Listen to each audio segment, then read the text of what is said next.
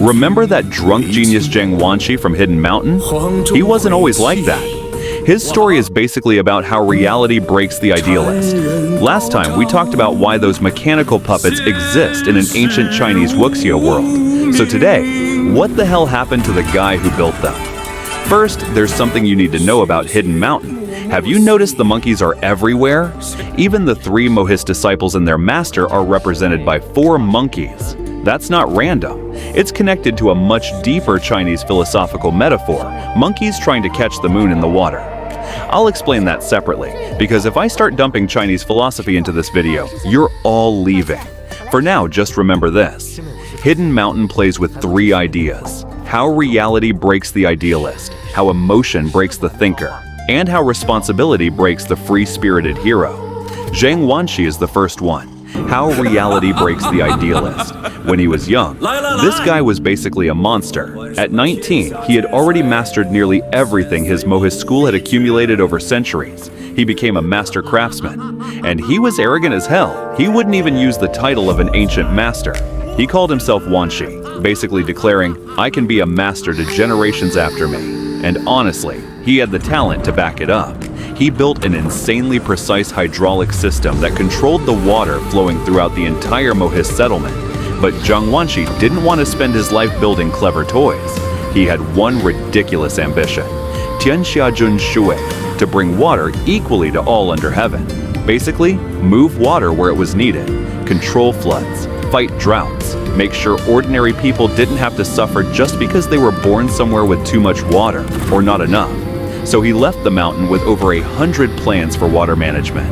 And this is where his life got destroyed. He entered the real world during the chaos of the 5 dynasties and 10 kingdoms. He thought, "I'm really good at engineering. I can help people." The officials basically said, "Cool, can you make something entertaining?" His expertise didn't matter. His plans didn't matter. What mattered was whether he understood connections, power, drinking, and all the unwritten rules. There's actually a very Chinese detail here that global players might miss. Why does Zhang Wanshi drink so much? Because when he first entered that world, he was forced to drink. Chinese drinking table culture isn't always about having a good time. Sometimes you're not really being asked, "Do you want to drink?" You're being asked, "Will you play by our rules? Will you obey?" Do you know how this world works? Zhang Wanshi didn't, and eventually, someone tampered with the hydrological records he relied on. His calculations were wrong. The water project failed. People died. For a genius whose entire identity was built on precision, that destroyed him. He returned to the mountain, gave up the chance to become the leader of the Mohists, hid himself beneath the lake, drank, built mechanical entertainments, and slowly became the Zhang Wanshi you meet in the game. But here's the part that hits differently if you're Chinese. Remember his dream? Tianxia Junshui, bringing water equally to all under heaven.